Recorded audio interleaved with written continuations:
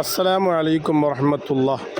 ഇത് ലിബിയക്കാരൻ Amar Mahdi Mansoor Gaddafi. അദ്ദേഹം ഹജ്ജിന് ഉദ്ദേശിച്ചു. പാസ്പോർട്ടിലെ എന്തോ തകരാറ് മൂലം ഫ്ലൈറ്റിൽ കയറ്റിയില്ല. 2 പ്രാവശ്യം ഫ്ലൈറ്റ് തിരിച്ചിറക്കി. പൈലറ്റ് പറഞ്ഞു, ആമിർ ഇല്ലാതെ ഇനി ഞാൻ പോകില്ല എന്ന്. ആമിർ വിമാനത്തിൽ കയറി.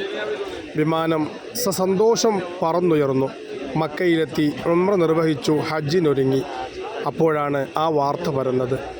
അദ്ദേഹം മരണപ്പെട്ടു. ഇന്നാ ലില്ലാഹ്. വാർത്ത കാട്ടുതീ പോലെ പരന്നു. അത്ഭുതപ്പെട്ടു എല്ലാവരും. നിങ്ങൾക്കും അത്ഭുതം തോന്നുന്നില്ലേ? എനിക്കും അത്ഭുതമായി. എന്നാൽ ആ വാർത്ത ശരിയല്ലായിരുന്നു.